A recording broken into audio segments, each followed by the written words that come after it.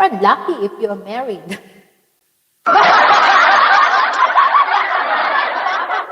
You unlucky if you already are married because that is the lot of processing in the Philippines if you want to out. Yeah. Mahirap, mami, kasi baka madami family ko, iba kasi ugali. Why? Ay, meron tayong women's for the DSWD. Once they touch you, your partner, you go to the police station. They never, ever, ever, ever come to you. Don't afraid. Move on. Start the new journey, be. Takot ako, mami.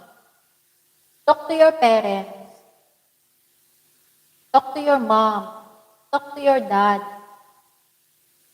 Your parents, they will be first understand you more than to others. Don't be afraid, you. Don't be afraid. You're not so happy. You're not so happy. Why you stay? I know you're scared, but this is the normal because you're young. But if you are something family beside of you, yeah, you have to stand by your own feet. Kasi family yung una makakaintindi sa atin. Una makakaintindi sa atin, family. And if you are already free, exploit the alone. Ang sarap ng ang sarap ng wala kang iniisip.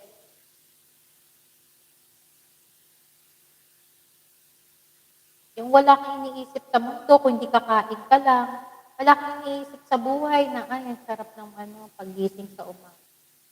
Pero yung ganyan, may pangamba ka, natatakot ka niyan, syempre, bata ka po.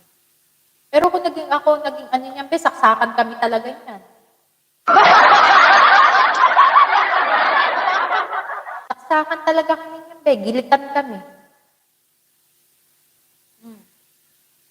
Wala ka namang anak, natatakot ka. Yeah, but damn she is still young. She don't have a child.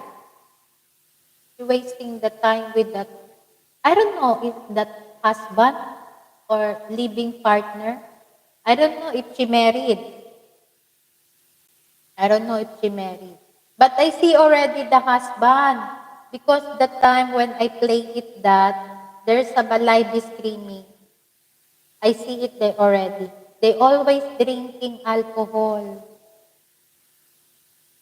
Pag uwi, libre mo kung mang-inasal. Baka malakas ka mag-Andy Rice, ha? Baka malakas ka mag-Andy Rice. Gagalit sa atin ng produce. Obligado. Yes, amiga. Malakas ka mag-inasal. Siyempre, takot pa yan, bata pa yan. Pero pagdating mo ba ng 30, 35, matured ka na, sasabihin mo, ang daming time na winasting ko sa'yo. There's a lot of time I wasting in yours. Ayan. Jain Japan, maraming salamat. Diba?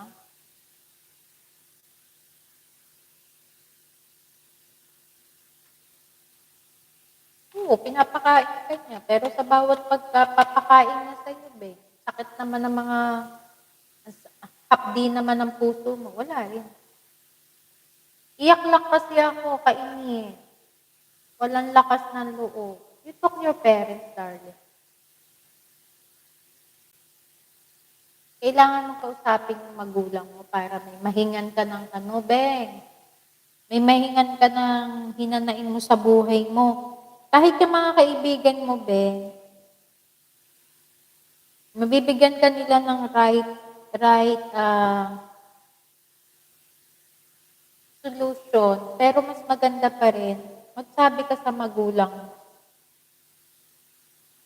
Walang magulang na hindi makikinig sa anak. walang magulang